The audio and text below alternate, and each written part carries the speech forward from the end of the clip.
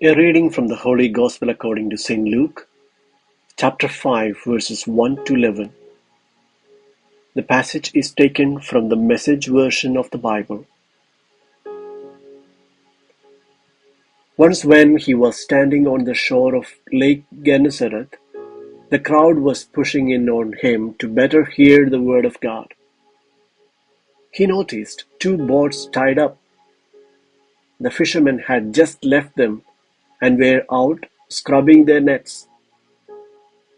He climbed into the boat that was Simon's and asked him to put out a little from the shore. Sitting there, using the boat for a pulpit, he taught the crowd. When he finished teaching, he said to Simon, "Push out into deep water and let your nets out for a catch." Simon said, "Master, we have been fishing hard all night and haven't caught even a minnow. But if you say so, I will let out the nets." It was no sooner said than done. A huge haul of fish, straining the nets past capacity.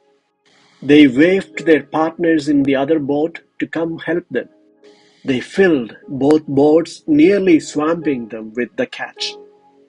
Simon Peter, when he saw it, fell to his knees before Jesus. "Master, leave. I am a sinner and can't handle this holiness. Leave me to myself." When they pulled in the catch of fish, awe overwhelmed Simon and everyone with him. It was the same with James and John, Zebedee's sons, co-workers with Simon. Jesus said to Simon, "There is nothing to fear. From now on, you will be fishing for men and women." They pulled their boats up on the beach, left them, nets and all, and followed him. Good morning. I am Father Joseph Matthew, and this is Coffee with God. Let us now listen to a short reflection on the Holy Gospel according to St. Luke, chapter 5, verses 1 to 11. Put out to the deep. Today's Gospel describes Jesus seated on Peter's boat and beginning to teach the people. The evangelist creates this scene to transmit a theological message.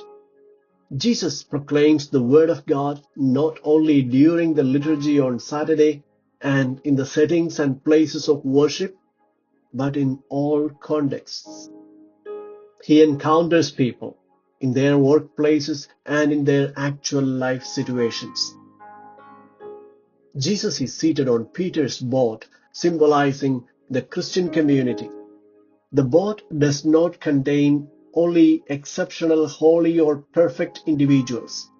It includes both good and sinful people. Despite being occupied by sinners, the Word of God is proclaimed from this boat.